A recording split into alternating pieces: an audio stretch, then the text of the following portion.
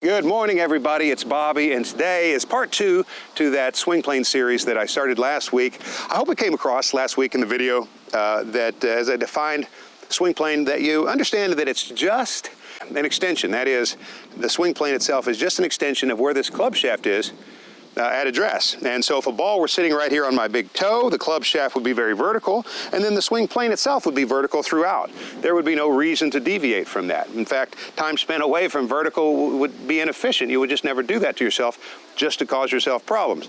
If the club was horizontal, the same thing, it'd be a horizontal swing. But just because the golf shaft at address when hitting a golf ball is neither vertical nor is it horizontal, makes it no less important that we remain on that line established at address throughout the entire golf swing. And so let's talk about a couple of ways to do that. And before I do, let me remind you that getting that club down here on the right plane, particularly if you're like so many, you've been vertical, you're going to be able to hit the ball more cleanly more of the time, but certainly more powerfully. Because if you're, as I say, guilty in this particular being too steep, that's so horribly bad, yet it's not bad in a way that most people can detect it. Here's why it's bad. This golf club was meant to hit the ball as it's sitting flat on the ground. But because most people are so steep, when it returns to the ball, their hands are way up above the initial plane line, and the club itself is more vertical. Now, this golf club is designed to hit a ball in two different directions at the same time. It's designed to hit a ball out and up. And so when you had the shaft started here at address, but then return it more vertical, out and up is now over here. So you lose all your balls high and to the right. And so when you get this thing straightened out, it's amazing what will happen. And not only that, a swing that's more shallow is more powerful because you're using your body as an axis. Any long drive competitor will tell you, you don't develop power by going from high to low quickly. You develop power by somewhere before the downswing gets underway, getting the club low, and then swinging around. Power doesn't start until the club gets low, and that's when it goes around. So we've got to shallow the golf swing, and I've got a couple of ways to do that. Number one, I've got an old club shaft here, and this is for you people who need to feel it. I've got to feel what I need to do. Well, this will do it. This thing is about 6 inches to the right from your viewpoint and 6 inches in front. All right, and what I'm going to try to do is stick this in the ground at an angle that I feel like approximates the same angle as my club shaft at address. Now, that's probably not perfect. You can see if it is or not, but you get the idea. I want it to be close. I want it to be not in the way. That's not obstructing my shot. That shouldn't be in my way if I stay on plane. And the best thing for you to do then would be to just simply hit shots with it, starting very small.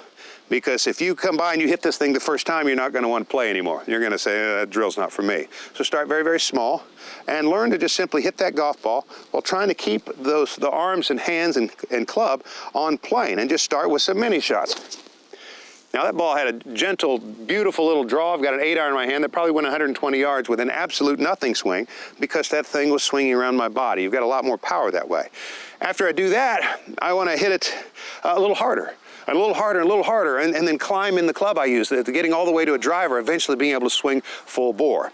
And when you get to that point, you'll notice a big difference. Now, some people say, that doesn't do anything for me, Bobby.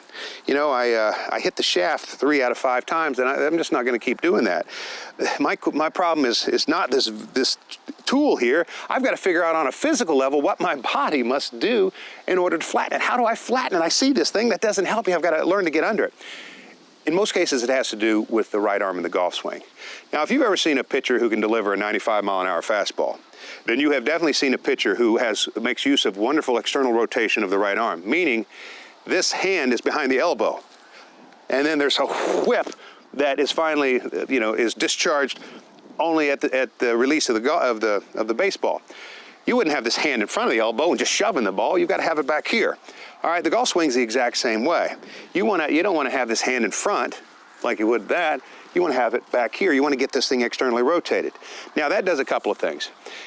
On the one hand, it gives, just like the baseball pitcher, it gives them whip. It gives you tremendous whip in the golf swing. If that elbow is leading the charge and the hand's trailing it, you're going to get, you have now something to release into that ball. But number two, and more for our purposes today, it shallows the club. It takes the steepness out of it. Because if I'm here and I suddenly get this arm externally rotated, now I have shallowed the club in a way that's going to give me more accuracy, as well as more whip and power, and puts it on the right plane. So let me say that again, and actually before I recap here, there's one little sticking point that I want you to watch for. When you externally rotate this arm in this way, you recognize that you are flattening it. And when you flatten this, there's going to be a strong temptation to also lift your shoulder, your left shoulder. You got to keep it down. It doesn't do you any good to flatten this. Accomplish it by simply making your posture taller. You don't lose your posture. That happens to a lot of people. So I'm going to keep this left shoulder down, all the while trying to externally rotate this arm, and that club will flatten and you won't believe the power. So let me give you a recap here. Number one, you can use a shaft. Put it out there at the same angle as your golf club at address and learn to swing under it. Build and build and build until you can do it with the driver.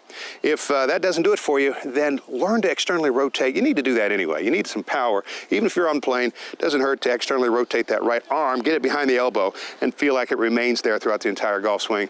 That very first ball you hit will come off like a cannon. So I want to thank you all for watching. I'll look forward to seeing you next week.